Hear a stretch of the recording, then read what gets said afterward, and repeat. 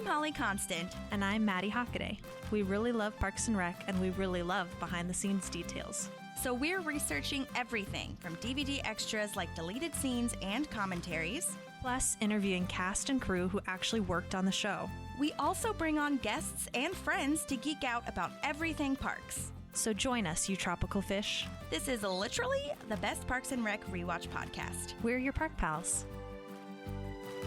There's a park and some pals, and there's also therapy too.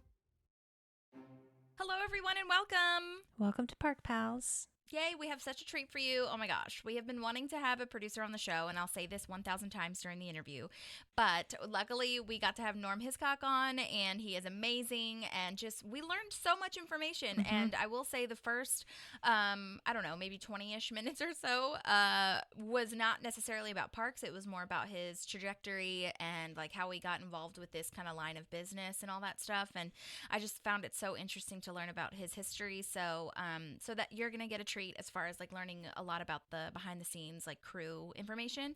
So yeah, we hope that you enjoy it.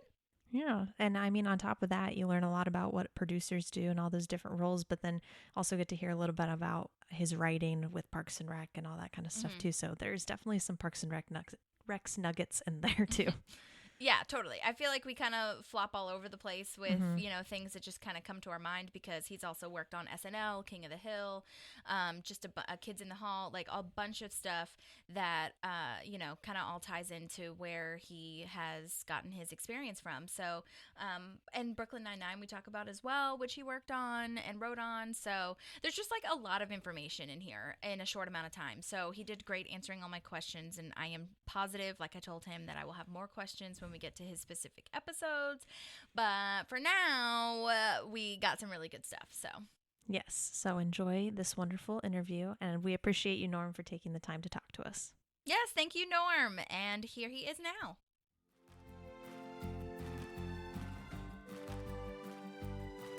There's a park and some pals, and there's also therapy too.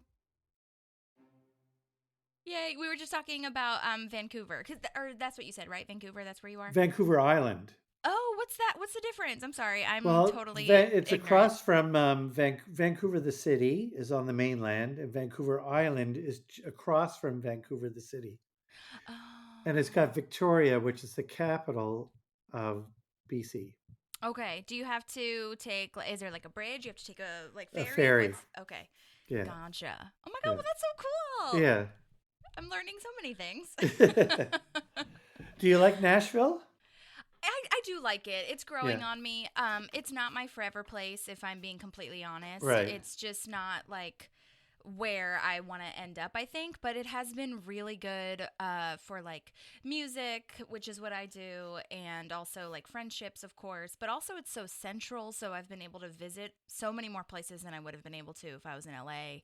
Plus, like financially, LA was impossible when you're trying to create your own work and fund your own work, so it's kind of tough, but...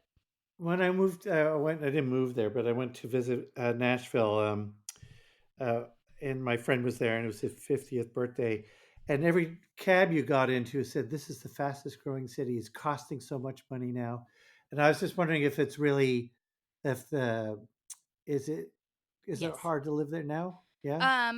It's not hard to live here, but it's Right. definitely growing. Right. Even within the last year or two.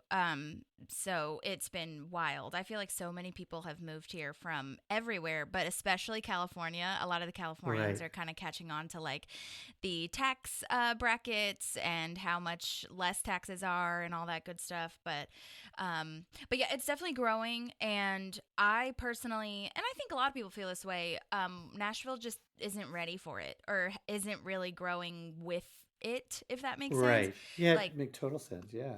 like public transit and roads and all that kind of stuff.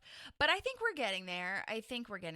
Hopefully leadership is getting a little bit more like in tune with what needs to happen in the city, but we'll see.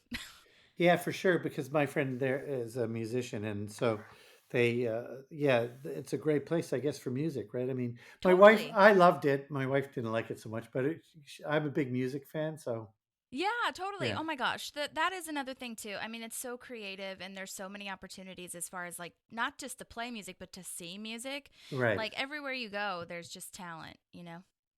It reminded me a little bit of Austin. Like Austin had that sort of like vibe of any place you walk into, you could see a great band Yeah. and just you hear great music. Yeah, I've heard that too. I have never been to Austin, but I have Oh, I heard think you would very love it. similar Yeah, things. yeah, it's a great place. Yeah. Awesome. Oh my God. Well, thank you so much for being here. I Yeah. really, really appreciate it. Norm, I've been wanting to have a producer on the show since we started. Maddie can attest to that. Yes. I am just like so interested in the process and the behind the scenes of it all, which is what this whole entire podcast is about.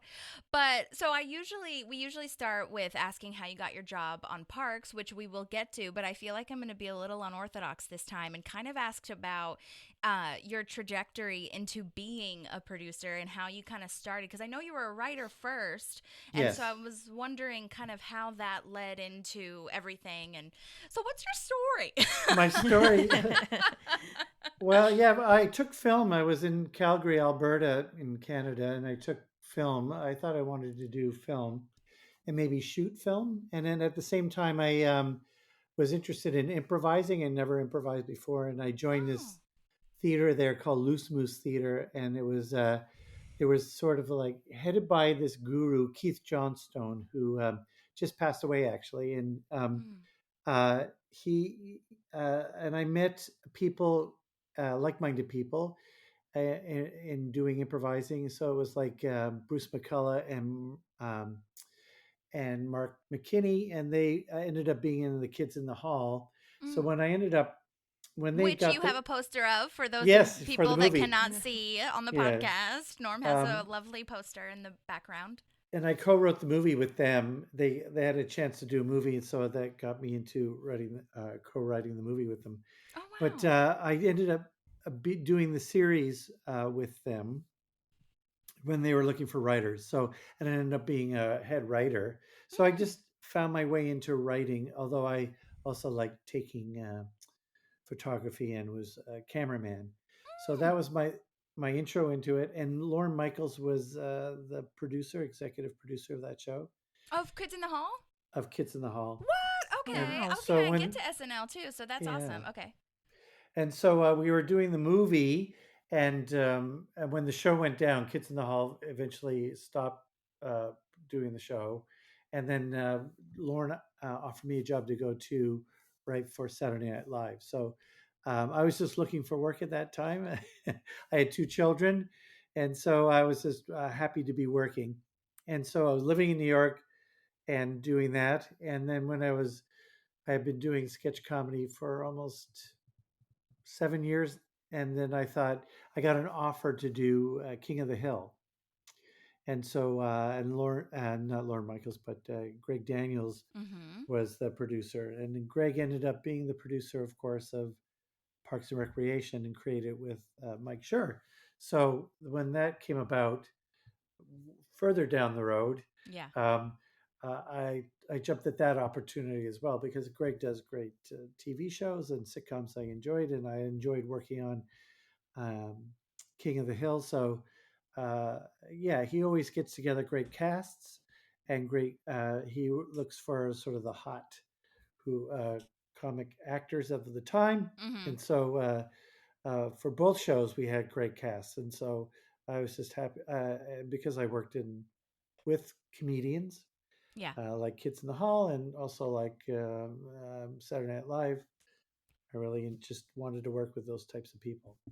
That is so wild. Okay, I Yeah, never knew about that. So it was Kids in the Hall in Canada then, and then you moved to New York, or correct. okay, gotcha.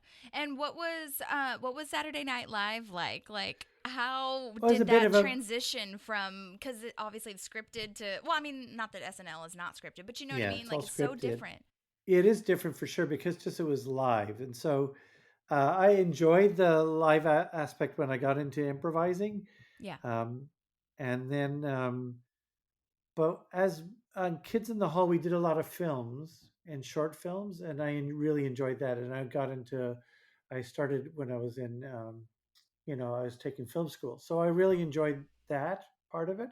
Mm-hmm. And so when I went to Saturday Night Live, it was more live than film. Yeah. And I didn't enjoy that aspect of it all that much. Hmm. Mm. Um, and it's not as visual. It's a little more um, chatty and more dialogue driven and performance driven. So um, uh, when I got the offer to do animation, which was King of the Hill, I really liked that part of it with the single camera, and it was closer to doing filmic stuff.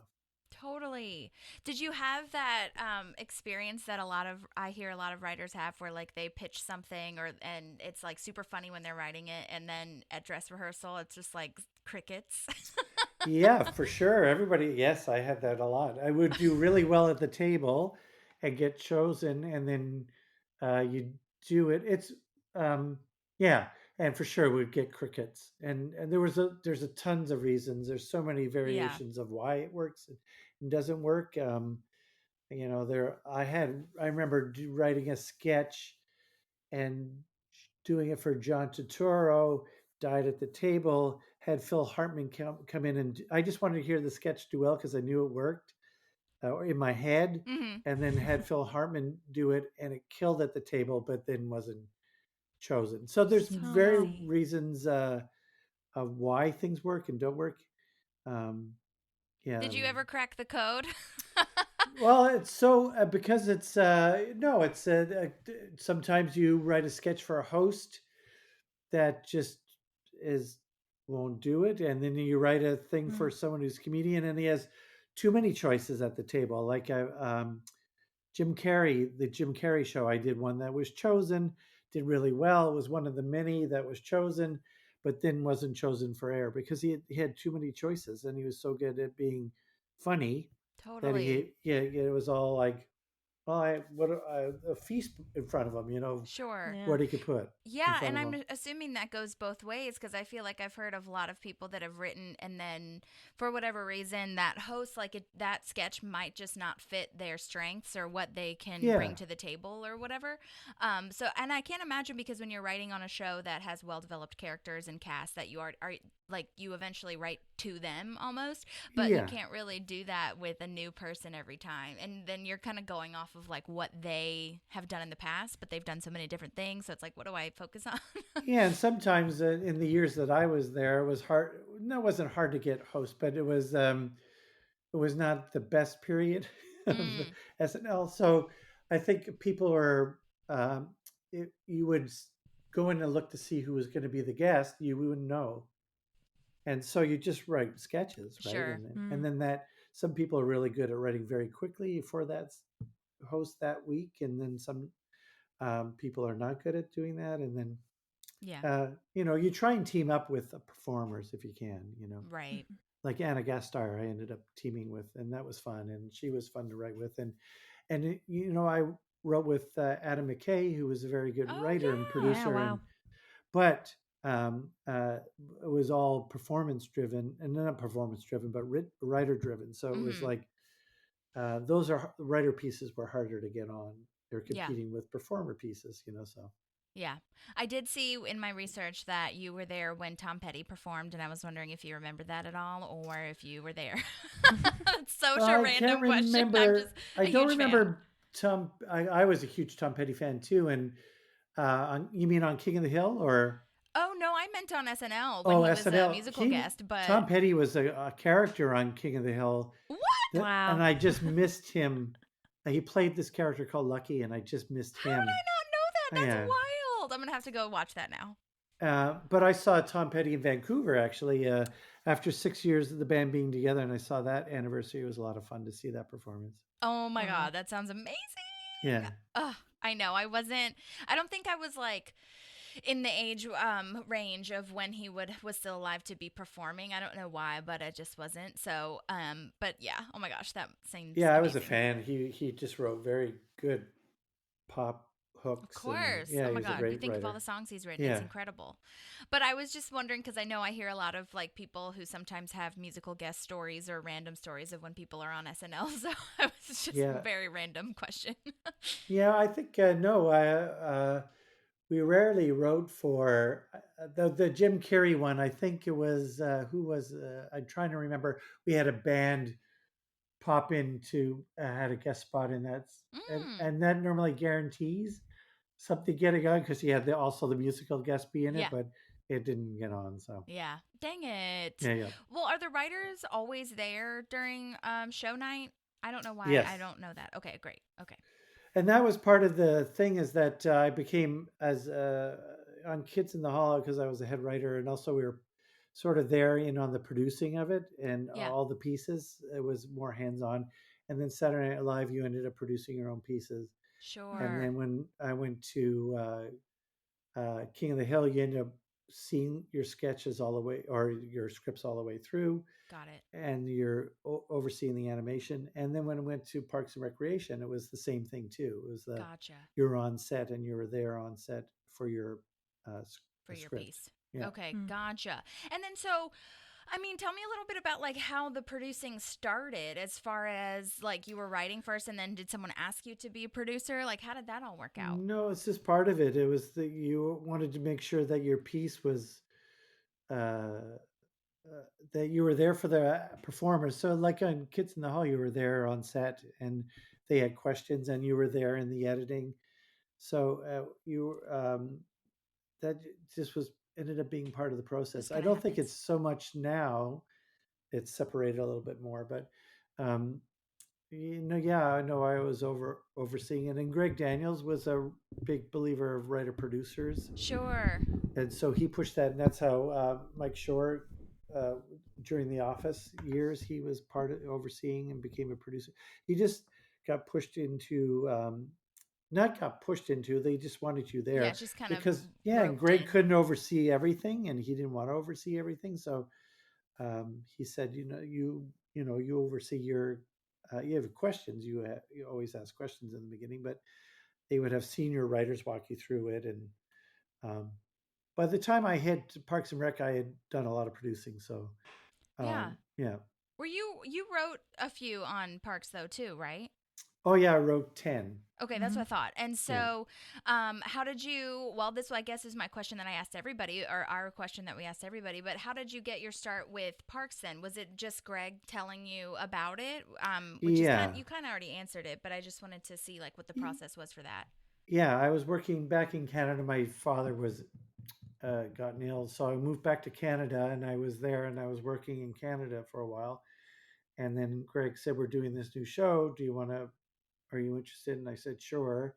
And they had some of the cast, not a lot of the cast, but um, and just I met with Mike Shore to make sure that I got along with Mike, and because he was a co-creator, so I got along with Mike, and we had a nice meeting. And then I was just it was a small budget. It was supposed to be 13 episodes, and it ended up being 6, I think, because Amy was pregnant. I think at Yes. Hmm. the time, yeah. Mm-hmm. So Yeah. Yeah. Oh my gosh, that's so wild. What was the first episode that you wrote? Do you remember? yes, it was a rock show. Okay, yeah. Okay, yeah. Yeah, yeah, yeah. And then you were also in well, and I mean in because it was the oh my gosh, the one where she is it's like the I forgot what the name of it is, but basically she's standing in front of the black and white pictures of all the Oh men yes, in yeah, City yeah. Hall and you and another one another There, producer I think. Dan Is Gore, I think, had pictures too of himself up on that wall. I think Dan was in it, it was and so funny though. yeah, I was like, "Oh my gosh, I love this." Yeah. All the little Easter eggs. yeah. It just gets it's because it just makes it fun for everyone, and then they need pictures on the wall, so they just Totally. yeah. You go down, you put on some glasses, and put on a jacket, and you're there for. And they Right. take 5 pictures, and they just want it to be quick and easy, right, for Totally. themselves too. Right. Hmm. But then But it ends as a up being fun for Yes, everybody who totally. watches the show, right? Because now yeah. we're talking about it, and it's like this person who wrote 10 episodes is in all these episodes in a picture, which is really Yeah, cool. yeah, yeah. It's more fun for my daughters who watch the show who Right. can see this. Totally. That's so cool. Yeah. Yeah, and it's something for the crew too, as Yes. opposed to just the audience. You know, you guys Mm. can like look at it and see that forever. Yeah. But as a producer then, were I'm guessing involved in every episode for the most part, right? Yeah, different stages of every episode. So it's Yeah. yeah, you're in the breaking of the story. So we have like an area of an idea that we like, and so I would sit in a room with people, and someone else is writing it, and you help them sort of break it into three acts, and Mhm. and then you put it up on a cork board, and you have cards, and then Mike or Greg would be in there. In the early years, it was Mike and Greg, and then later on it was just mostly Mike, but. Mhm. Um, and you would sort of say, "Here's the story," and you pitch it out to them, and they go, "Oh, that's good. That doesn't quite work," or okay, that A story works. Maybe we need a B story now, Mm. and then in a then going back to the board and putting in a B story to fill it out more, and we ended up, I think, mostly sometimes it was A stories that touched on everybody, or we'd have separate A, B, C stories that people would do. And then, so you would send out a writer, and while that's going on, another script is coming back because the script was written, Mhm. and so you're now part of the rewriting team of rewriting it and rewriting sketches, and you get notes and from Greg and Mike, and also from the studio, and so you're sometimes addressing those or not addressing those, and then um, yeah, it's just like at different stages Yeah. and It kind of it's always sounds like revolving. yeah, but I guess this is why I'm so glad you're here because I had so many like misconceptions or just questions about what kind of things or responsibilities a producer might have just because it sounds like what you're describing is just being in the writer's room as a writer. And but it's like you have the producer umbrella as well, Yes. you know? So there Yes, were like other but producers in there? I was a co-executive producer on King of the Hill, so we had mini rooms, we would call them. So Mhm. Greg would give notes on a script, and you would go off, and I would take two or three people, the writer and two other writers, and we would go through his notes Mhm. and rewrite scenes, Okay, and gotcha. then bring them back to him, and then he would say, "Oh, this is good," or "No, you didn't get my note," or Mm. sometimes in the room we would say, how about we do it like this, and we would take it to Greg, and he would sometimes like it, or he mash up two uh, things. So it would be mini rooms. You still need someone to sort of run that room. Right. And that would be your job is to Yeah. like run it. Oh, okay. And then Interesting. as a producer, the producing aspect of it would come in where if you're, after all that rewriting is done, you've done a table read with the cast, and you've done another rewrite before you're shooting, um, you're on set, and then Mm. you make producer decisions then too, saying we're gonna, like, Amy would sometimes say, this is a good joke. I love this stuff, and you would have extra jokes that you could show her. We called them candy bags. Yes. Yeah, so you would show them, and they would go, is there something else, and you would work it out with them on the day. So that's the producing aspect of it, where you're making a decision and deciding that, yeah, we can take extra time, and you would talk to the director too, who was also on there, and then you would say, let's take time to figure this out, and they were always want to figure it out and make sure that the performers were happy with Right. what they were saying or not saying, or there was the confusion where, or in terms of story, or in terms of a joke, why am I saying this at this point in the story? Yeah. Hmm. Well, S- I don't know. Maybe I'm dumb, but I just feel I feel like all writers are essentially producers then. Like, Yeah. I don't know. Well, yes, sometimes though you get on shows that don't aren't you're just not part of that process, and so you're not Mm. on set, and you're just Right. and it was brought back to you, and you just watch it, and you go, oh, okay, it turned out good. So Okay. someone else was doing it, I producing. see. Yeah. So, in that case, would you say a lot of producers come from a writing background, or would you say that even just having your writing background made you a better producer because you kind of had that experience? Yeah, I had it made me because I had sort of this writer producer background already, and I worked with performers. and I think that that's helpful. But Greg also pushed this writing producing aspect. He Mm-hmm. believed in it and he liked it. So you wrote the script, see it through all the way to the end. Why not? Like why? And then that takes the responsibility off his plate a little bit. But then he could just oversee it or come in at certain aspects if it wasn't going in the way that he thought it would go. Yeah. But we always use performers and writers. Like I remember the episode, the Penguin episode was the first episode back for the second season, and there was sort of like not an agenda but for sure a push to have more topical stuff, and that was Mm-hmm. one of them. And we decided we sort of con- that was the first time we sort of like said, well, let's sit down and talk about a topic. And I think Mm-hmm. gay marriage came up, and then so that idea came out of that. And then so I was on set for the whole thing. But I remember coming back and we were editing, and the third act wasn't quite landing. Mm. We had an ending, but we were searching for an ending, I think. Mm. And I remember Katie Dippold, who was one of the writers on the Mm-hmm. show, um, said, "That's your ending there." I remember we were because we were watching it back, Mm. and we were sort of playing with what the ending would be. And she said, "There's your ending."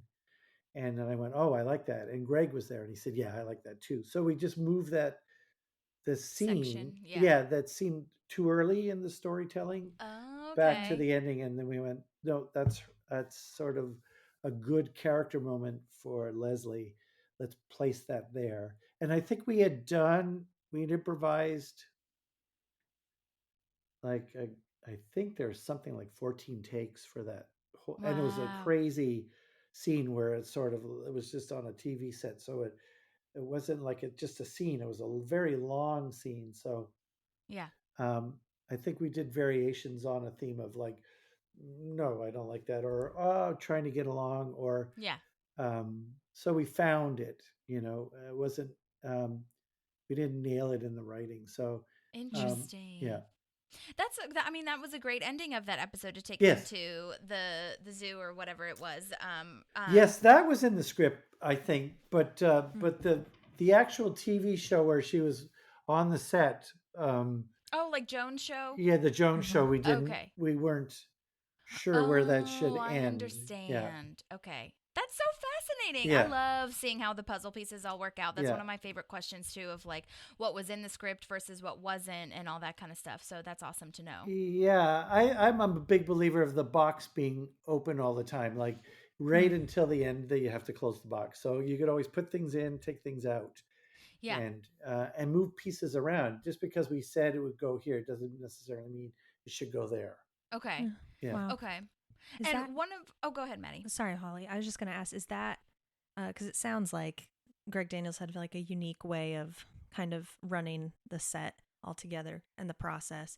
Is that kind of unorthodox on a TV show? A little bit, and I would say that um, people who are comfortable with it are fine with it. Like she's a great improviser, and a lot of the Mm. people we had on there are very comfortable with improvising. So to to play like that is fun for I think everyone at a certain point. Once you get to know the material too, and you've done the script, because we've worked hard on the script, so you kind of want to do the script to see if it Mm-hmm. works. But sometimes it just isn't working, Mm. and or it feels a little stiff, or Mm-hmm. and so to have them on set and they've done the scene, they can sort of make it feel a little more relaxed and not Mm-hmm. Mm. so written. And Yeah. I think Greg is always open for that, and he likes improvising, I think. um, and he also loved that format of doing the fake documentary, because you can expose things in ways that you can't do when you're Totally. Mm-hmm. Well, and it also seemed like all the shows that Greg was show running or created, well, especially The Office, and I don't know about King of the Hill. I'm not as big of a watcher of that one, but The Office and Parks, I feel like he just and everybody that was heading the show, like Steve Carell and Amy Poehler, like there was no ego involved. It was always like, what's the funniest? And if it's not my Yes. line, then make it somebody else's line. Or like if it doesn't land in the way that it's meant to with like that scene, move it over here. You know what I Yeah. mean? Like there wasn't really a lot of, from what I'm seeing, a lot of, just like self involvement. You know what I mean? No, just as long as it made sense in terms of character. I'd say all of Totally. them have character Mhm. comedy as the push, and so is it true to the character? You can trade off lines, but only if it made sense in terms of like more this character would say that, not my character, or Right. yeah, just to say I don't want to do the line and then you Yeah. have someone else do it. That was No. never a thing. Yeah, totally. That makes sense. Also, my other question about producers, and I think that this is a lot of people, because I have a theater background too, is that I'm thinking like producers are like the money people. Now, is that like a thing too, as No, far they're as what creative kind? producers. Like I feel like there are creative producers, then there are producers who are just money people. Okay. So, but I think so. Greg, I would say, has an executive producer credit. I've had the executive producer credit on shows, and you have to weigh all the things that are best for the production. That's what Mm, I would say that a writer producer, executive producer does, is sort of okay. go. It's always the story and what's best for the story and what's best in terms of where the spending is. Sometimes you overspend in some areas you don't want to, but for the most part, you're thinking of what's best for what we want to get on screen in Mm. terms of telling the story. Mm. So, like when you had an executive producer position, were you looking at budgets and things like that as well, and Oh locations and yeah, all that? yes, and you're sort of surprised at where money is being spent, but at the same time, that's the way it's being spent, and then you're saying, well, how can we do that? And I think sometimes it hurts the storytelling because you're taking shortcuts.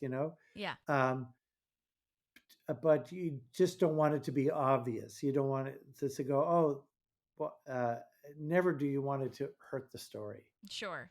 And then tell the story through the character's eyes too. And so Yeah. you're trying to do best as possible, but you're always fighting to say, could we do something more visual instead of just have people tell the audience what the story is? You want Mm-hmm. to show it instead of just telling them about it. Yeah. I mean, did you ever have to be like the bad guy and say, no, we can't do that? Like, we can't spend that money on this. Oh, yeah, sure. But also, I've been the bad guy in terms of like been the jerk with the people who have the money to say, I want to tell it like this. And then they're going, we Ah, don't want to do it like that. You go, well, that's what we need to do. Or I guess we're just like, why are we telling this the way that's we are? Yeah. interesting. Can you Mm. think of any like specific examples of that? Well, there I'd was love the to hear. show People of Earth that I did with Greg Daniels that was about aliens. And so they would say, "Can we do it in a way that is cheaper?" And you go, "Look, we have aliens on the show." And they have to go into makeup, and we have to put them in makeup, and then they're in space, and they have to appear, and there's special effects. And I know you want to do it for cheap, but this is the show that you've picked up, and so uh, we're doing our best Right. to do it. We were shooting it in Canada. We're like, we're doing it on the fly. We're trying, and then the actors would say, "Can we get more takes?" And you're saying, "Yes, we would like you to do more takes, so you're not having to nail it in 2 takes and move on." Like you have to pick and choose those moments. So Mm, it's always like you're juggling that stuff all the time, and gotcha. you want to fight for the writers and the also for the in terms of writing and getting some time to figure out an arc because you Totally. guys you have 13 episodes or 10 episodes or how many episodes, and so you want it to make sense, and you want Totally. the writers to have that time to figure it out, and also you want the actors to have time to work with uh, when they're on set, just to not feel like they're being pushed around, that they can actually find the scene a little bit, and have Mm-hmm. time to do that. Mm. Plus, like with Parks times, like, 2000s or whatever, I mean, it was 24, 25 episodes. I mean, Crazy amount, but nuts. yeah, that documentary feel um, can get you more time in terms of like being on set in a room with actors, just being with actors, and That's true. so, but you still wanted some visual aspects to it, like you didn't want it just to be people just talking in a room. Yeah, totally. And I mean, I feel like with that mockumentary style, Maddie and I talk about this all the time, where the camera catches such like facial expressions and Mm. such subtle nuances that would not be Right. there in a regular episodic. Yeah, it's rough shooting too. It's like cross shooting, so you have two cameras rolling at the same time. So Yeah. you're always covered that if someone improvises something, that you caught it. Right. Um, Exactly. and but in Canada they don't like cross shooting because they want to light it, so they're worried Oh, about lighting and stuff. interesting. So they shoot one way first, and then they light the other side. Got But it. you lose stuff sometimes in terms of improvising. So Hmm. Yeah.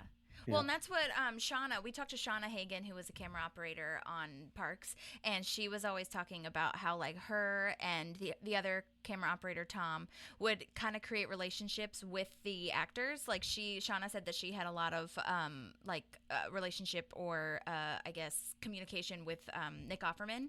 And so she would, like, always catch what he was doing, or if she caught something, like, off the corner of her eye, or, like, didn't always catch it, she'd be like, wait, do that again, or something like that, which yeah. seems so collaborative and amazing.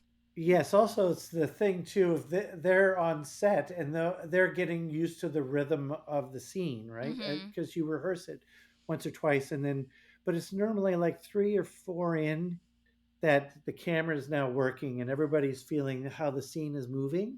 Mm-hmm. And even though it's improvised and it's kind of loose, we're letting the cameraman find it. Yeah, So we're not totally. telling. I mean, I'm sure some directors are sort of directing them a little bit, Mm-hmm. but they're allowing all that to feel like natural in a way that isn't feeling forced. Yeah, Mm. totally. My other question too was about like the different, which we've kind of talked about a little bit, but like the different titles of producers. So one of the ones that I've been finding a lot on Parks and The Office and things like that are consulting producers. What exactly does that entail?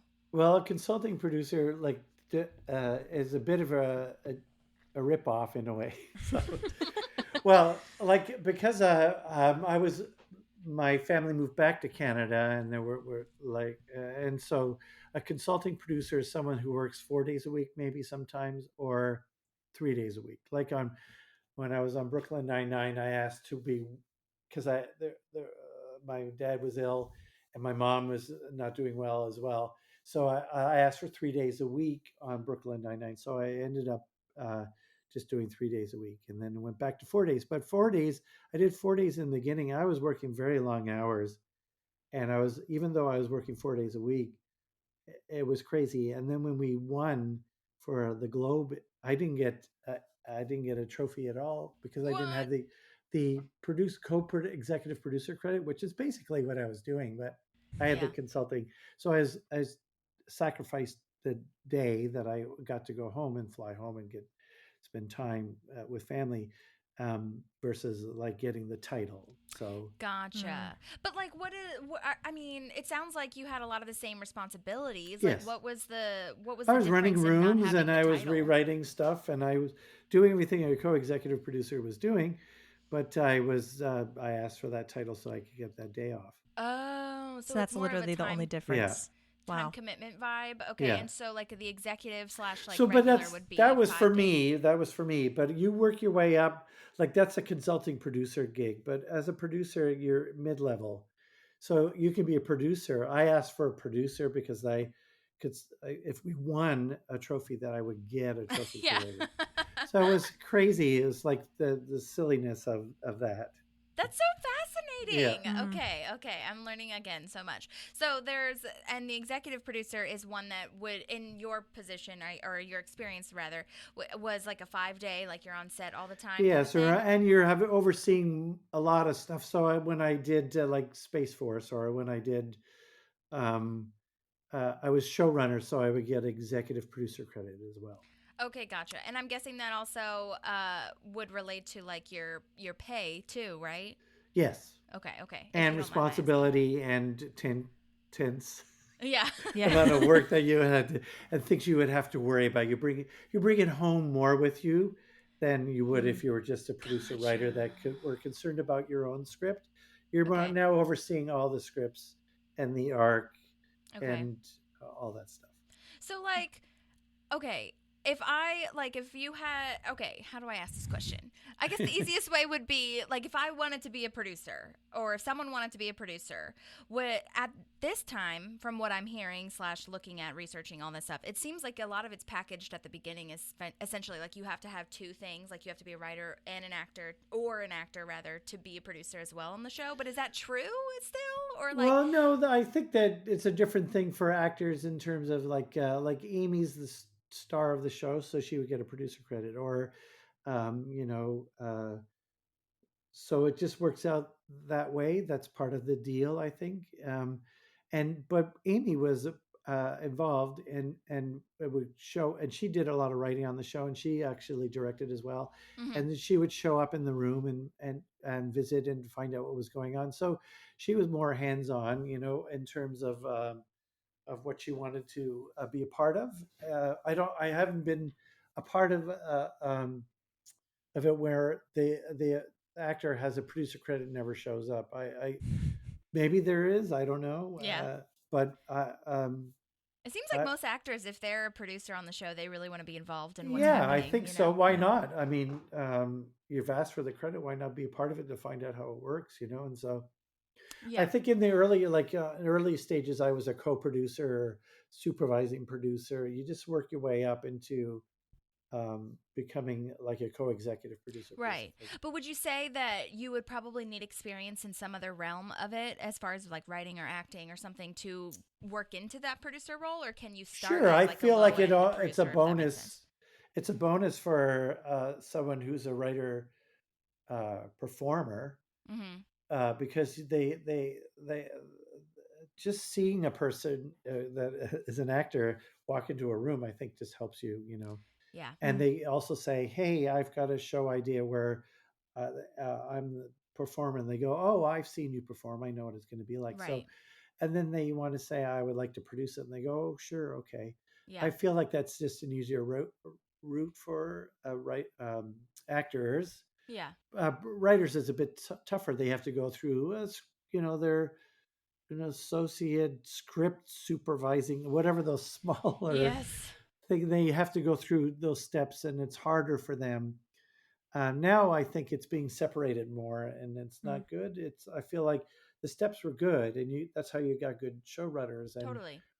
and they worked their way through, and they got to be in a writing room, and they got to see how that worked, and they got to watch other showrunners. I've been lucky in Like that be the trained almost, you know? Mm. yes, and I've watched show people run shows and go, oh, I want to run a show like that. Oh, I don't want to run a show like that. So um, and just meeting other showrunners who come and go from being a showrunner back to the writing room.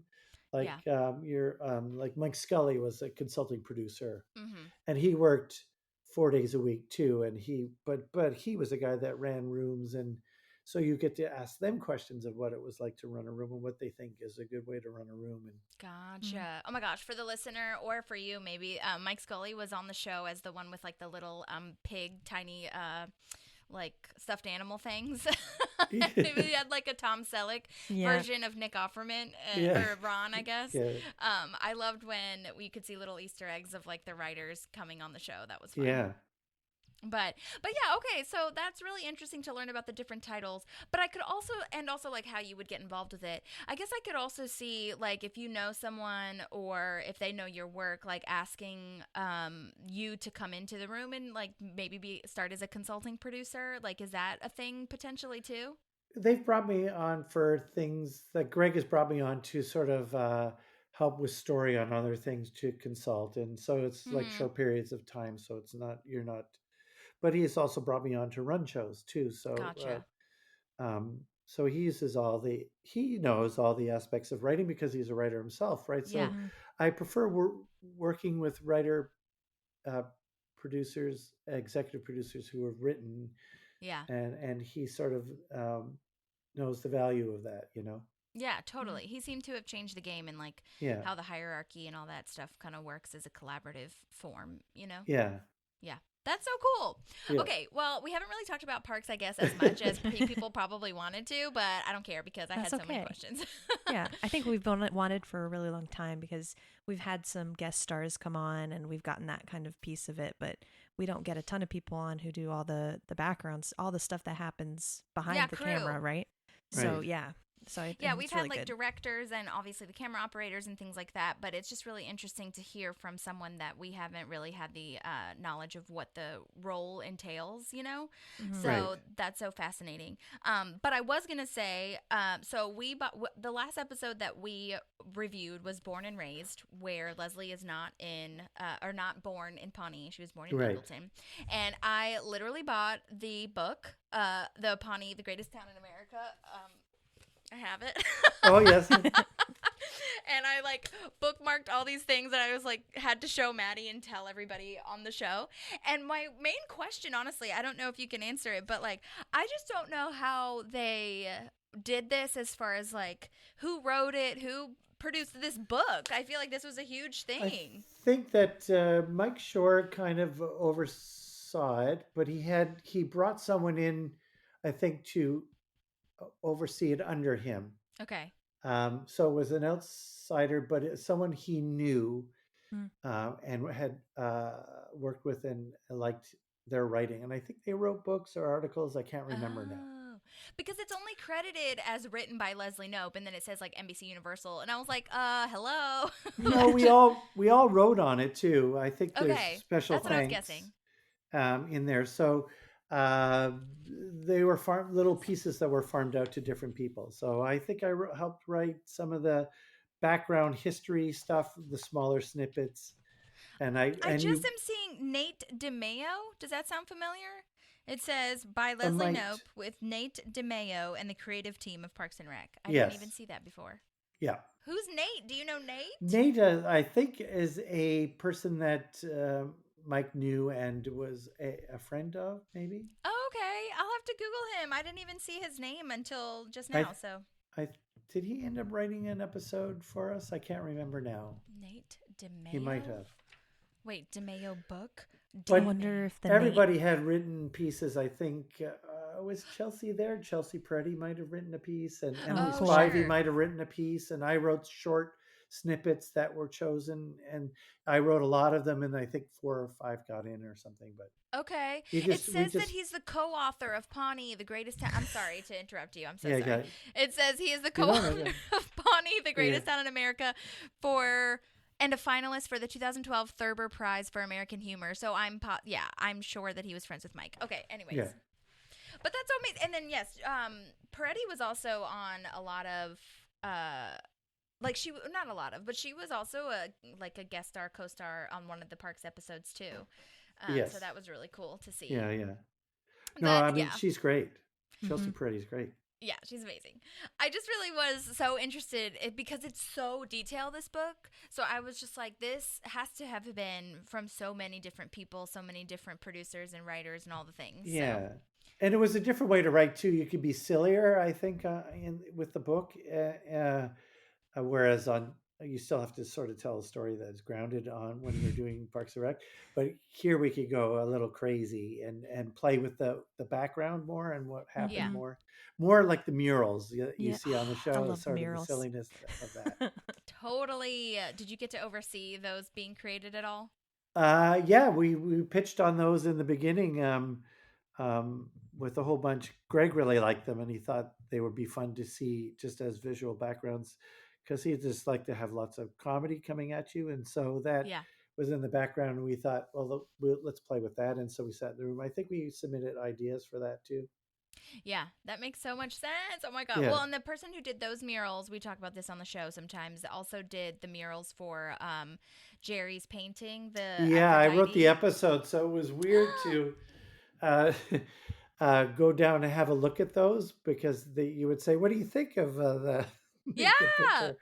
And Amy, I remember saying, "This it's so strange to look at those murals." She said, "It was like, I know it was like, I bet. yeah." So you have to go down and approve of them. And you go, "Yep, Oh they're." my God. Wait, so, okay, wait. So now I have a lot of questions. You guys, full disclosure, I was really only here to talk about producing, but now that I'm talking, I'm like, why didn't I even think about asking all these writing questions? Because obviously I will. But for Jerry's painting, okay, I have a question about the like inspiration for that episode? Do you remember like I why did. that I came to pitched an be? idea that that Jerry pitched a lot of like nudes of, or no, I pitched this idea that Jerry was painting people in the office, but there were nudes of people or something. And um, I think Dan Gore said that's too on the nose. Maybe she should be on a centaur or something like that. And I went, oh yeah, that's better. And then we ended up. So how do we work that into the Parks and Rec world? And it became like I thought it was something like Jerry had submitted these paintings for an art contest or something that Yeah. was produced or that they were sort of pushing for in the arts department. And then he liked that. He said, well, maybe it's about nature or something. And then Jerry, and then also then we thought in terms of story, where are we at with Adam and um, with And Leslie. the characters of Ben and Leslie, and so Yeah. they're dating but not quite dating, and so Oh my god, it took so long. yeah, and Mhm. then I know, and then we thought that well, maybe it'd be good of like she's having to bury this part of her personality, and then she loved the sort of like how Jerry kind of saw this Leslie in his mind, even though Yes. it came out. So, and she sort of just said, "No, I'm taking back this part of me," and so Mm. well, that all seemed good, and then that's how it sort of came about. So it's just writers talking in the room, but Mhm. it's too on the nose. It is funny that Jerry kind of came up with this sort Yeah. of notion of her and sees her like that. But what's a better way to do it? And then the centaur Yeah. seemed funny. That's amazing. And I love that Dionysus, I don't know who came up with that, but Dionysus is not like a real goddess is from No, what I've learned. Mhm. So it was I kind of put it I don't together know that how that came about either. Actually, I well, it forgot seems about like how. it could have just been a combination of real Yeah. ones like Aphrodite and Yes. Dionysus is Yeah. one or Yeah. Diane something. Shoot, I forgot what it was. But anyways, speaking of that though, in the last episode we talked about how Ben and Leslie don't even really have an interaction because this is when they've broken up because she is running for city council and it would be a whole scandal or whatever. Right. But I am curious how you guys or if you remember like the conversation that happened about like, well, we got them together, now let's break them up kind of thing. Like, do you remember any information about like How did how we that came break to them up? be? I'm trying to remember now. So, like, So she runs for city council, but they say like if you her campaign people are like if there's any skeletons in the right. So, closet, right. so we have to break up. Mhm. Yeah. That just seems like it's that thing of avoiding, right, for a long Mm-hmm. time. And like you don't want it to, and you can avoid it for a certain amount of time before it becomes annoying, even to the writers. Yeah, Like, totally. so how much longer do we have to keep them apart? And then because we know they should get together, Yeah. and we want them to get together, but yeah, at the same time, so you slow roll it, and then they're both noble people, they don't want to, so you can get them together and then have them one person make a sacrifice, Yeah. and I feel like that's what we played with for a while too. So it's just the push and pull of it, right? And so and it's sort of feeling out the room and then feeling out the audience and then feeling out how long we can keep them apart. Yeah. Mhm. Yeah. um, I liked it because I felt like it was an amicable like breakup because Ben was very understanding that she yes. needed to run, she needed to run for herself. So then as the audience, we don't Yeah. have any ill will towards either of them with this No, breakup. they're doing it. He likes her Leslie enough to know that it's important to her, and that Mhm. Mm-hmm. and that and she would then find that noble, and then so you go. That just wants the audience and the writers' room to make them come together in a way that makes sense. Yeah. That makes total sense. Yeah. Also, speaking of all your like writing credits, I feel like you are really interested in writing for Jerry. I guess I You ended have up so many writing. Jerry Yeah. I know I ended up writing episodes. for Jerry, I guess, but yeah, the first one was the I think the painting, and Yeah. Mhm. so And then and Sweet th- 16 you've got, and then Jerry's yes, retirement. yes, and Jerry's retirement. Ended up doing it, but That's so. I It's got- just a I got- coincidence. yes, a coincidence. Because I ended up I really liked writing for Ron and Leslie, and then so I wrote Mm. a lot of those Mm. types of ones like Ron and uh, Tammy's, yeah, and where they yes, had a total thing. yes, and Yeah. also the award, Woman of the Year. the Woman of the Year too. That's a good one. Totally. Yeah, Yeah. Oh my god, I can't wait for that one. We Yeah. haven't reviewed that one that's yet. a great relationship. I love that relationship. Oh So yeah. Yeah, I think it's so rare to. I mean, at least when Parks came out, right? It was rare to watch a show where there wasn't like every man woman relationship had to have some sort of yeah, they could be romantic chemistry. friends, Yeah. which I liked, and they respected each other. Yeah. Yeah. I think a lot of people thought that they would get together, which I don't. I didn't like that idea. Oh, absolutely not. No, yeah. No. Yeah. And I love that. I- I love that the respect for each other. We talk about this a lot on the podcast. The respect they have for each other, even though they disagree on fundamentally all the most time. everything. Yeah. So They could have different viewpoints, but still admire the other person's take on it. Mhm. And there's just that she was a hardworking person. I think that's where the common ground was for the two of them, because he liked people who worked hard. Mhm. Although he didn't work He hard. didn't in work hard. Deadwood. Yeah, totally.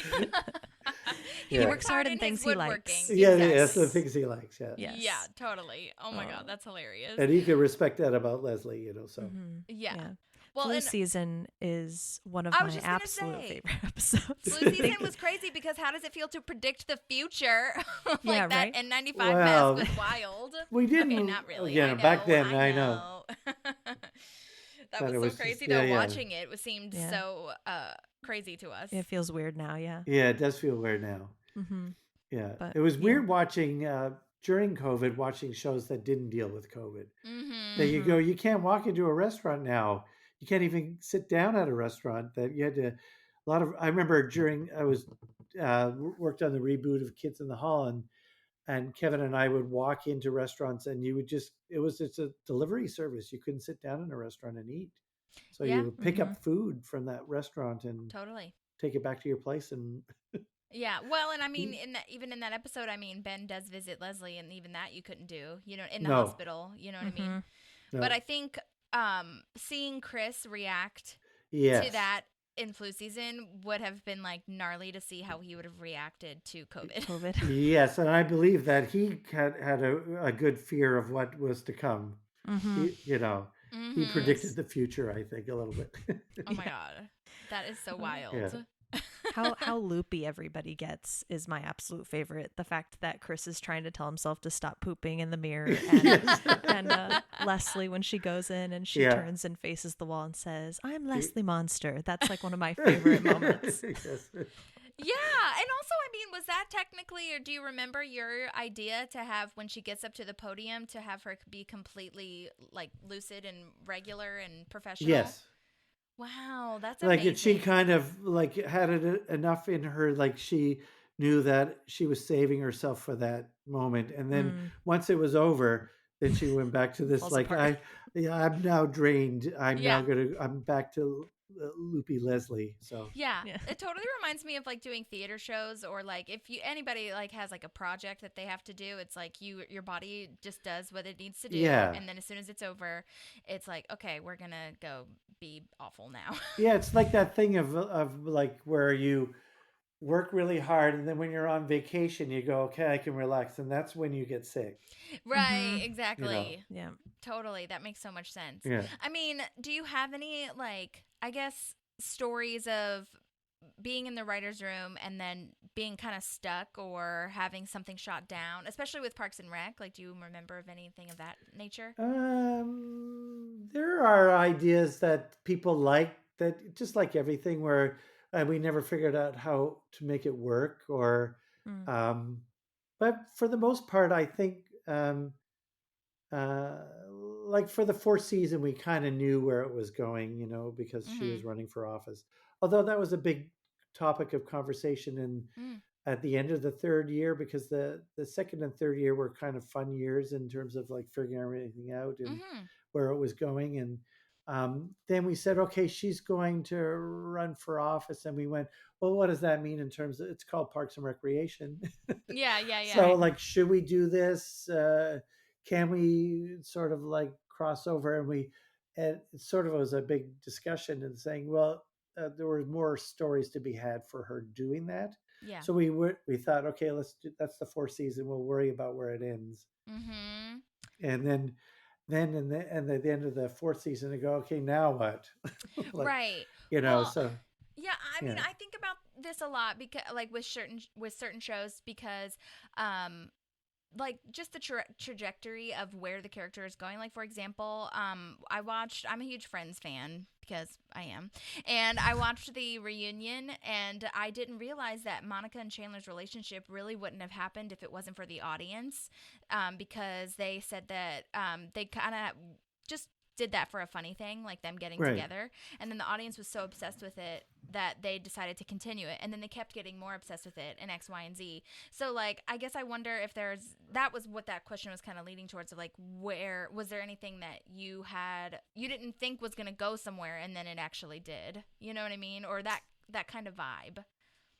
Well, the Chris, I mean, Andy and April's story was sort Mm. of like we didn't know that was going to be a thing. We put them in a B story together, and we saw that they had a Oh lot of yeah. chemistry, Mm-hmm. and so we felt, that feels good. Like they're playful and they like each other, and maybe it seemed to us that April could like Andy because he was the type of guy that she could like, you know. Yeah. So we found um, that sort of became a thing, just because we threw them together Yeah. and had to figure out a B story, because we went, well, everyone's taken care of in the A story, but not in the B story. And Totally. who do we have left? And they were, That's so yeah, wild. I know. I remember thinking that, or we found that somewhere, that it wasn't meant to be like as big as it got. But that's so Mm-hmm. fascinating to hear. yeah. That's really cool. And also, I think it was the end of the second and the beginning of the third season when the network wanted Rob Lowe, and they liked Rob Lowe, and they thought Right. they could be good for the show. And then we said, well, we like Adam Scott. Can we bring him on? So we have two people. And so we had two people. And then when we didn't know, uh, and it was, we were searching with Leslie trying to find someone to date, and who do we hook up? Leslie. So that was an experiment, and we didn't know that it would lead. We kind of knew, I guess, because Adam could be a nerd and she Yeah. was a bit of a nerd, but we didn't know. We had her dating quite a few people, and so Yeah. it just sort of and she liked the idea of dating Louis C.K. for a while because he was just funny, and Mhm. so and she was saying, well, why does she have to date good-looking guys all the time, or lookers, Yeah. people who are. So I feel like it's, you just sort of, you're in the room and you're just feeling it, and you're just playing with stuff, and then it just takes its own direction. Yeah. Well, and especially at the beginning, we didn't know that they were going to get together at all because they No. kind of hate each other They hated each for other, like the Yes. yeah. first 3 episodes. Yeah, we liked that aspect of playing with that, and then I think they thought that maybe uh, Rob and with would be good. Kristen Leslie would be good, but it didn't feel right to us.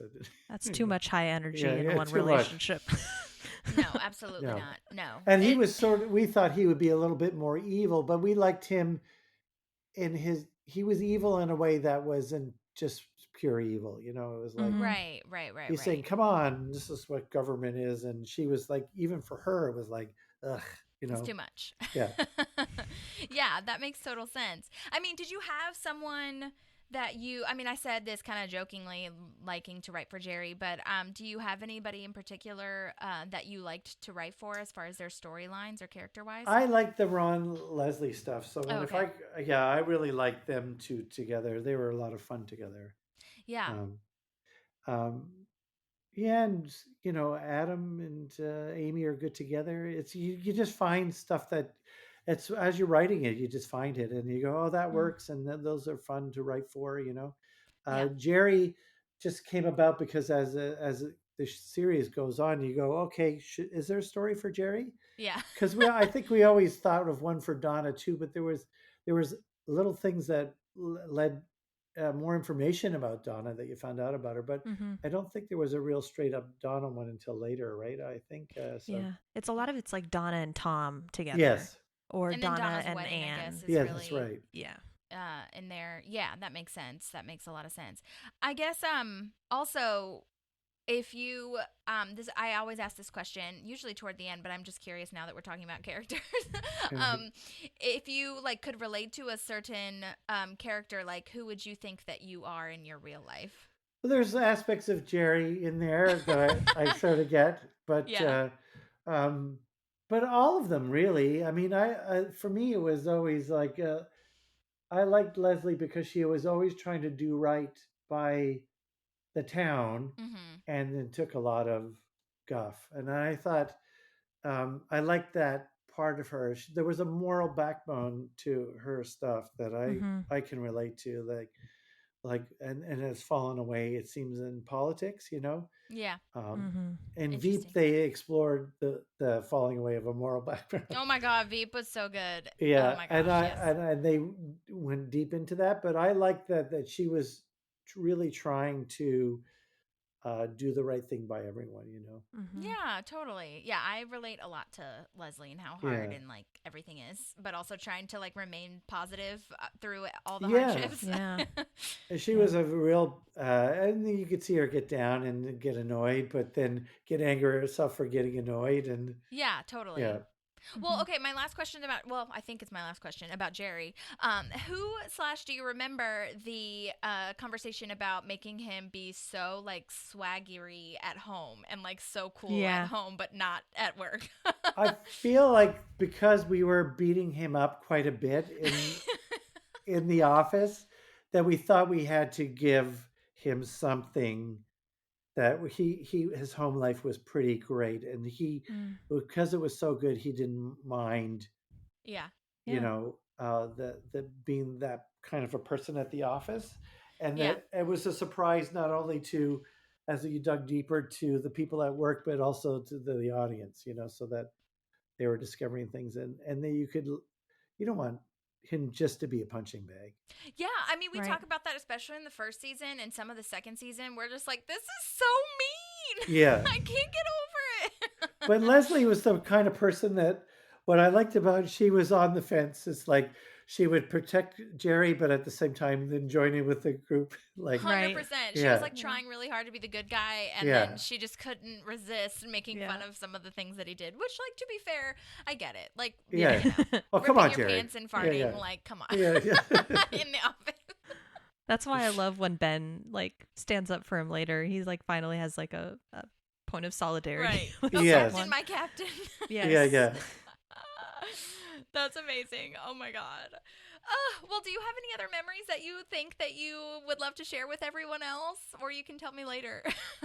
No, I just it was the memory that I like. It's just the whole trip because I was brought in from the beginning, so I could see Yes.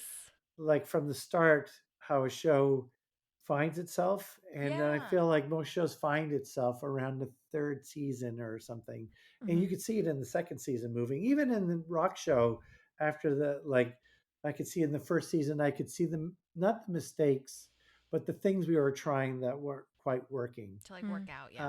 uh, and then starting to work on rock show. So you could just watch like, oh, that's getting in, this is not getting in. Oh, that's Yeah. working, but this is not working.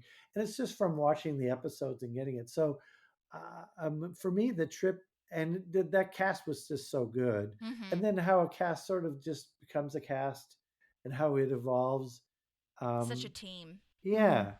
And so there's a give and take on the set all the time. You know, it's like just going down there and Amy saying, I don't know if this works, or oh, this is great, or and then so you know what's working, and that's just reporting back to the room like this is working, this isn't working. And that's the great thing of being on set is that you could do that. You could go back to the room and go, hey, just so you know, I was on an episode where that came up. And so Yeah, we can that's so true. avoid I that. didn't Yeah. even think about that. That's Yeah. true. Okay, wait. I have a scandalous question, and you don't, we can cut this out if you need to. Oh, But I want to know what the heck and what the conversation was about Mark not being on the show anymore. it's not so scandalous for me. It's like I feel it's like sort of between Parks fans, we're all just like, Right. what even What happened? happened? And no, so it's many just people are Team Mark or Team not Mark, and yeah, I'm Team Mark. I liked him. I didn't. Whatever. I liked him. Okay, And thank you. he was he didn't have the improvising background um, that a lot of the people had on the show. So when you I asked mean, him neither to, does Adam Scott. Okay, sorry. Go but ahead. Adam Scott, I saw an interview with him recently. He said he was there and he learned how to improvise when he was thrown into that fire with Adam McKay and the way he approaches the sort of stuff. And so it's just the way he. So by the time he came to us, he was already he could do it. Um, but he was a film actor, you know, and so Who? when we Mark? brought him, Paul yeah, Schneider? Mark, Okay, okay, yeah, okay.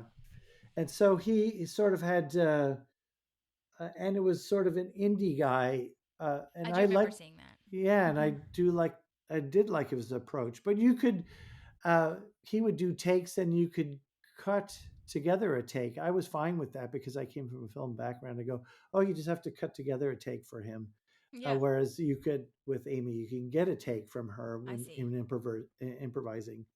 Okay. Um, but also, I think that as the show moved on, we thought, oh, we think they'll get together. And in the first season, as we were doing it, I thought, uh, I think we were doing the rock show episode, Mm-hmm. and I think it was Greg who said we could do the boring thing where they get together and we can have them get together, or we could have them not get together and she could push him into the pit. And that's a funny thing. Yeah, And I went, oh, yeah, that's funnier. it is. And it was just a funnier story move. Yeah. And so in the second season, it wasn't because of him. It was more about this is now we've made a decision in terms of how we're moving forward and how they're getting together. And do we want them to get together? Yeah, that was That, definitely that's sort of the conversation we a had more question. of in the room. And so it wasn't anything personal about him.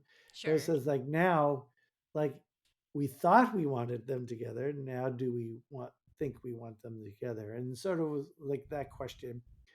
And we thought, and when they were, it's sort of for him, it's not fun because he's thought, oh, I'm going to be part of the big thing. But now it's just in terms of story moves. Now we're just sort of saying, do we want that?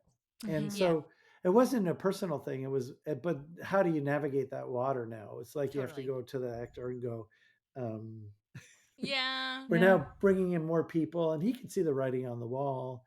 And we said we bring you around, and we're going to introduce more people into the world.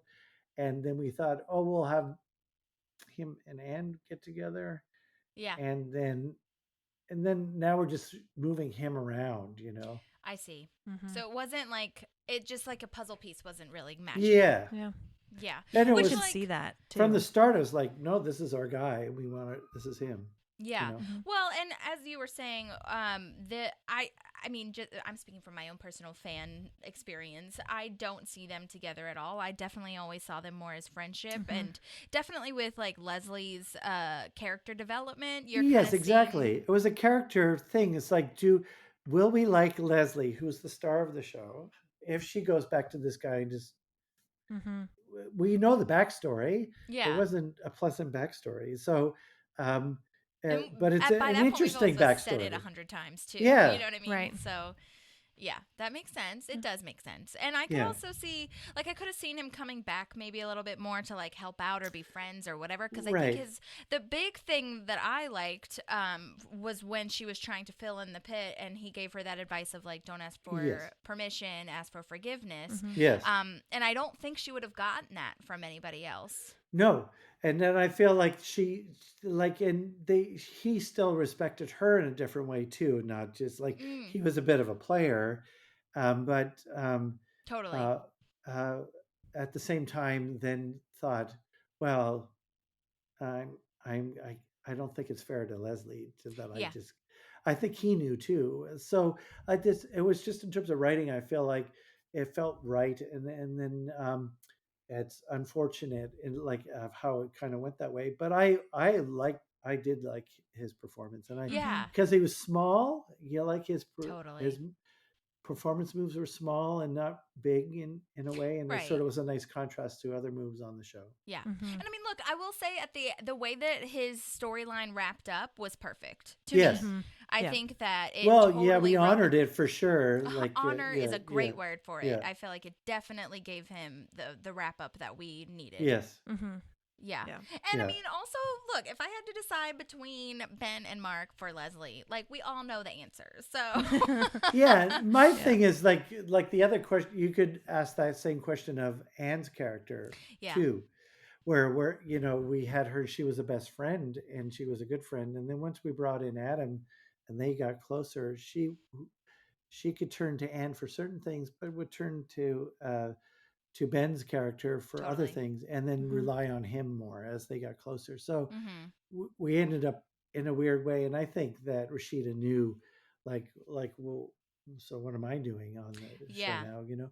And so I feel like it just sort of eased out in a way, in a different way too. She Mm-hmm. lasted longer, but it's just the way that the the clay was made, and then Yeah. Well, and and you how always to need your best friend when you have a relationship as yes, well. Mm-hmm. So you always need that that other Sounding ear. board. Yeah. yes, So that makes a total sense. yeah, I can't say I like. I mean, this isn't necessarily. This is not a critique at all. I love Parks and Rec, and I will stand by it forever and ever and die on that hill. But I don't know that how I feel about Chris and Anne ending up like being married, and I understand why it had to happen as far as like them both being off the show kind of vibe. Mm-hmm. But I don't know if I understand their relationship. well, yeah, that was always tricky. I think it was. I But they think we both had grew. I will say yes, that. Yeah. I feel like Yep. they definitely both grew from the first time they were together to the second time. So, like, I yes. totally understand that part of it. But yeah. Yes, and then I think for sure it was. I think we had more trouble with the Mark Ann relationship. Mm-hmm. I think, and then so we collapsed that, and then we had um, yeah, it's a tricky one. That one, I was gone by that time, so I don't Oh, know. okay. I didn't hear the conversations in the room, Mm-hmm. and I find that valuable as why how they come about, or getting them back together, or why they got Yeah. back together. Yeah. Um, I mean, it makes sense as far as like them both wanting to leave at the same time, right. from that logistical standpoint, I suppose. But yeah. I mean, what season did you get into? I got to see end of season 5, and then I went to Brooklyn Nine-Nine. Okay, yeah, that's right. Yeah. Okay, Maddie loves Brooklyn Nine I Nine. That's one love of her fave shows. Andy Samberg is one of my favorite people Oh, he's the ever. best. I find that those and Amy too, that they're very easy to talk to about because they were writers too, and were Mm-hmm. in troops and stuff, and so they Mm-hmm. understand what it's like to be part of that. So it's a team effort for them all the time, and I like that aspect, that Yeah. approach. He just seems so, and I don't have a lot to go off of him, right? On Amy, we've talked to a lot of people who say she is just so genuine and so Yeah. lovely, but the vibe I get from him and in his performances, but also his interviews, is that he's also just a super chill, genuine He person. is. Yeah, he is totally that. And then I was a big fan of his troupe because I was in Kids in the Hall. So and having been on Saturday Night Live too, he figured out how Mm-hmm. to get those short films on there. And Oh yeah, I thought that he figured it out, and that troupe figured it out. That was pretty amazing. yeah. Yeah. Those are some of my Yeah, favorite pieces of SNL in the early 2000s. Is the yeah, Lonely yeah, Island songs and his little yeah. digital shorts. And So, it's hard to do musical comedy mm-hmm. well, and they Yeah. did it well. Yeah, Oh yeah. 100%. Oh my God, I just went to Chicago and saw Second City because in LA I took classes at IO West, RIP. So I went to IO Yeah, Chicago and I went to Second City and we saw a bunch of like musical improv and it's just so hard. And like we saw the headliner sketch show and all these things. And it was just like so amazing to see kind of like the, I guess, genesis of it all. You know what I yes, mean? Because so yeah. all of those people have studied at those places and Tina Fey and Amy Poehler are like, my favorite people. So it's really And awesome. when I was doing Kids in the Hall, my biggest we were fans of SCTV, the TV show, and Oh it was yeah, duh. John Candy and and Catherine O'Hara, and The Canadian icons. yeah, they were just we were fans of theirs, so they influenced us for sure. Yeah, well, and there's a second city in Toronto, right? Yes, I think yeah. Okay. I yeah. didn't know if it was in Vancouver or Toronto, but the Toronto one is really big too. So I Oh, mean, huge. Andrea Martin, and like there's just yeah.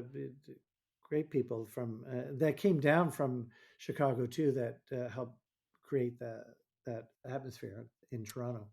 Oh, love it It's so cool. much. Oh my gosh. Well, Maddie, do you have any other questions that you are thinking about? Yes, I just had one more pop into my head because I went back onto the SNL train. So, and Chicago. So, I we went to Chicago, and it so happened that like a half a mile from our hotel there was an SNL museum, like a traveling An museum. actual museum? Yeah, but it was like a Wow. traveling one. So they like had Gilly's costume. They had like all these costumes, a Like bunch a of pop the up? Oh, yeah, and they had what's it called? Like the old cue cards in there. But the way they designed it was really cool. You walked through the rooms, but it was as the day of the week. So you walked into Monday cool. and they told you what happened at SNL on Monday. Oh, Right. Like how long wow. did everybody work? What was the process? And then you go into Tuesday and so on. So going in that, it looks like you guys don't sleep and there's literally no free time and that you're just Yeah. working. Did you feel a shift? Was it as pressing when you got into like Parks and Rec and TV stuff, or was SNL like a whole different beast? SNL is a whole different beast, for sure. Because I worked on Kids in the Hall, so I was working with friends, and then Mm-hmm. Lauren Michaels said, "Here's the show. You guys work on it." And they didn't know what we did. We did this crazy show, and then so when I went to SNL, I was on now his show, so it was a Mm. different vibe. And there's like that's my first introduction to show business, and I also had two young children. I had Yeah, that's my hard. wife was pregnant, and I also had a 2-year-old daughter, Oh my and so it gosh. was like I was working with people who are out of college who were writers from Harvard who could party nonstop. So I was like in my 30s, I think, and these were all young people. That was I just found it very hard to, um, work those late hours. Mm-hmm. And a lot of people, like I think Chris Elliott did it for a year and then just left. It's a real grind, So, and I did it for 3 years, and I found it very hard. It's a Mm-hmm. lifestyle for sure. Yeah, for Oh sure. yeah. I Yeah, can't yeah. believe Keenan's done it for 20 Oh plus my years. gosh. Oh my God. Like that guy, That he guy. probably runs on caffeine and other things I don't nobody Yeah, wants I to know don't. about. Maybe. Yeah, it's I don't I know crazy. don't know, either. man. But yeah, it just seemed crazy. So I didn't know if all TV shows function that way or if Oh SNL no, just no, is a no! It different. was like you had to. So Saturday Night Live, you finish the Saturday night show, and then you have Sunday off, and then Monday you have to go in and pitch another shows. If so, sometimes you would have 3 weeks in a row that you would do the show, and then have 2 weeks off, and then those 2 weeks off were valuable because you could think of ideas during that time. Hmm. Mm-hmm. But if you had 3 weeks in a show, you were off uh, you know, one day and you were back and you were having to pitch a show on Monday to a new guest, and you sometimes didn't even know who the guest was. So it was like Yikes. crazy. So you had to go in and pitch, and then you go, "Is this a good idea?" You sometimes weren't sure, but what was great is that you had the support of other writers and Mm, performers there, and so if you had an idea that you thought was okay, you could hold on to it and then maybe not write it. But there was always pressure to like you know, put something out every week. right. Hmm. Yeah, no, I remember as a fan when they would like release here are the next couple weeks of, you know, guest stars Yes. and musicians. And then I'd see like a 2 week gap between two episodes. I'm like, why? I don't want to wait 2 weeks for SNL. And then when I did that tour, I was like, that's why. Because Yes. they would all die. You get burnt out. And Yeah. even then you were like, because then I would have be at home and then with my wife and child, and she was pregnant, and then so like that's a different vibe, right? And Mm-hmm. then so it was pretty crazy. On Kids in the Hall, you could sit on an idea for a very long time Mm-hmm. Hmm. and not have to and say, is this a film idea? Is this a studio idea? Is this, but with Saturday Night Live, it was always a studio idea. So you're having to sort of figure out how to present that. Hmm. Interesting. And it's such a short deadline as well, and it's Oh, Mm-hmm. yeah. live, Oh my gosh, yeah. Yes. as opposed to like you trying to pitch something or and having something in the script, and then on the day of you can be like, that doesn't work, let's change it, and we have like maybe we have 20 minutes to actually fuck around and see what happens, Yeah. if that, you know what I mean. So you can't do that on SNL. No, you can't. And then normally you have the table read, and then that night, and then you have a rewrite the next day, and then you're doing it on Thursday, and it's up on the floor, and then you're like Friday you're looking at it, and then Saturday it's in front of an audience, and Yeah. you know, and then you go, is it going to work? And oh, it didn't work, and then Yes. you worked all week on it, so it's like, and then sometimes it did work, and sometimes you went, it's just not a. They chose it for whatever reason. Sure. It's like, Yeah. That makes total sense. Yeah. It's crazy. It's a whole other country, I feel. Yeah, as yeah, well. for sure. Yeah. Oh my God. Well, we just appreciate you so much. I learned so much, and I am sure that I will have follow-up questions that I may or may not email you about. And Okay, you can yeah, disregard sure, for if you sure. need to. Yeah, that's awesome. But Yeah. we loved having you. I think this was such a learning experience for everybody, and just so important to learn how the crew and writers all work together with the actors, and Yeah, it's a team everything sport. is just so Yeah. collaborative. Yeah, absolutely. Yes, Yeah. exactly. So we just thank you so much. We really All right. appreciate it. All right. Well, thanks for having me on, and thanks for asking. Of course. Oh my gosh. course. Let Yeah. us know if there's anything that you think of. We are all ears. And when we get to your next episode that you wrote, I'm sure I'll have more specific questions. Okay. So- Sure. Okay. Okay. Well, we'll talk All to right. you soon. Thank right, you take so care. much. Okay. Thanks a lot. Bye. Bye.